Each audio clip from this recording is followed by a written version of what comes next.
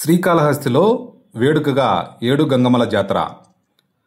దక్షిణ కైలాసనాథుడు కొలువై ఉన్న శ్రీకాళహస్తిలో 7 గంగమ్మల జాతర అత్యంత వేడుకగా సాంప్రదాయ పద్ధతిలో ప్రారంభమైంది.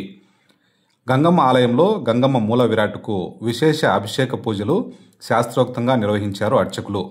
అభిషేక అనంతరం అమ్మవారి ఎదుట మహాకుంభం వేసి మహా నైవేద్య సమర్పణ కార్యక్రమాన్ని సాంప్రదాయ పద్ధతిలో ఆలయ అర్చకులు రజకులు నిర్వహించారు. మహా నైవేద్యం మహాబలి సమర్పించి హారతులు సమర్పించారు. గంగమ్మ నామస్మరణ చేస్తూ బలి పూజలు నిర్వహించారు. అనంతరం రజకుల ఆధ్వర్యంలో 7 గంగమ్మల మట్టి ప్రతిమలు, పసుపు ముద్దలు, ప్రతిమలను విశేష పూజలు జరిపి 7 గంగమ్మ కమిటీలకు అందజేశారు. 7 గంగమ్మల కమిటీల ప్రతినిధులు తమ తమ గంగమ్మను తీసుకొని తమ తమ చెప్పరాల వద్దకు తీసుకెళ్లి సాంప్రదాయ పద్ధతిలో పూజలు చేశారు. ఈ సందర్భంగా కొలువు తెరిచి గ్రామోత్సవం వైభవంగా నిర్వహించారు. ఈ కార్యక్రమంలో శ్రీకాళహస్తి ఎమ్మెల్యే బొజ్జల సుధీర్ రెడ్డి పాల్గొన్నారు. 7 గంగమ్మల జాతర ప్రారంభించుకున్నాం. స్వామివారి దగ్గర నుంచి అమ్మవారి వరకు 7 గంగమ్మలకి సారిచ్చుకుంటూ మరి ఈరోజు మెయిన్ టెంపుల్కి రావడం జరిగింది. ఈరోజు ఇది అయిపోయిన తర్వాత రేపటి నుంచి గంగమ్మ జాతర ఫెస్టివల్ స్టార్ట్ అవుతుంది. మేమంతా కోరింది ఒకటే, శ్రీకాళహస్తిలో ఉన్న అందరూ హాయిగా ఉండాల.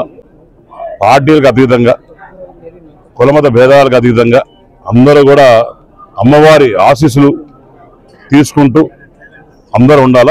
పైగా ఇక్కడ మీరు గమనించాల్సింది ఒకటి, ఒక రూరల్ కల్చర్ ఏ రకంగా ఉంటుందో ఇది కూడా మనం మన పిల్లలకు కూడా నేర్పించాల్సిన అవసరం ఉంది.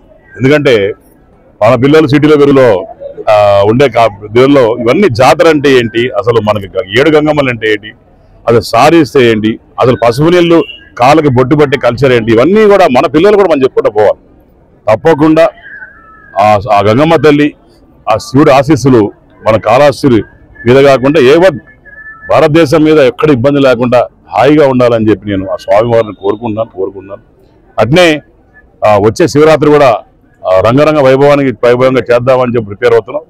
అట్నే వచ్చే ఆదివారం సాయంత్రం 3 గంటలకి వాజ్పేయి గారి విగ్రహం కూడా ప్రతిష్ఠించడానికి మరి చంద్రబాబు నాయుడు గారు, మోడీ గారు, పవన్ కళ్యాణ్ గారు, కూటమి ప్రభుత్వం అంతా కూడా కూనుకుని బస్సు యాత్ర కూడా స్టార్ట్ చేసి బ్రహ్మాండంగా చేస్తాను.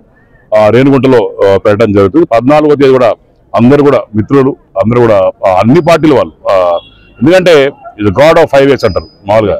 ఎందుకంటే కల్చర్, ఆ స్పీడ్ కల్చర్ తీసుకొచ్చి వేసింది కేవలం ఆయన కాబట్టి ఆయనకి దీనికన్నా మనం పెద్దగా ఏం చేయలేము ఆయన దానికన్నా. సో 14వ తేదీ ఆయన మరి స్టాచ్యూని ఇనాగరేట్ చేసుకుంటున్నాం అని చెప్పి అందరికి కూడా ఆహ్వానితులు అని చెప్పి తెలియజేసుకుంటున్నాం. Thank you.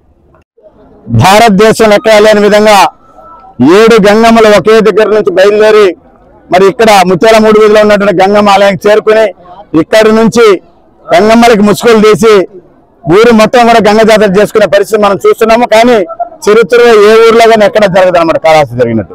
మరి ఈ సంవత్సరం, గత సంవత్సరం కూడా మన శాసనసభ్యులు సుధీర్ రెడ్డి గారు ప్రత్యేకమైన దృష్టి సారించి అన్ని గంగమ్మలన్నీ కూడా ఒక ఏకతాటిపైకి తీసుకొచ్చి అందరూ కూడా చాలా సంతోషంగా ఈ రోజు గంగ జాతరను జరుపుకుంటారు కాళహస్తిలో.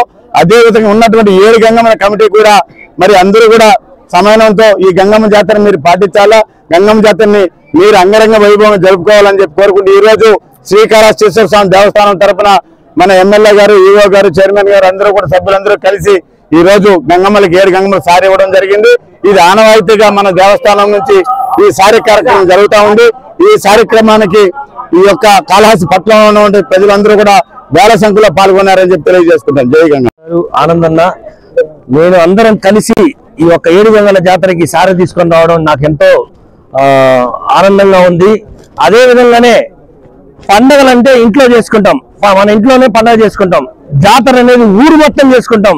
ఈ 7 గంగల జాతర అంగరంగ వైభవంగా చేసి ప్రజలందరికీ ఆయురారోగ్యాలు చల్లగా ఈ గంగమ్మలు 7 గంగమ్మలు ప్రజలందరికీ ఆశీర్వాదాలు ఇవ్వాలని మనస్ఫూర్తిగా కోరుకుంటూ ఓం నమః శివాయ.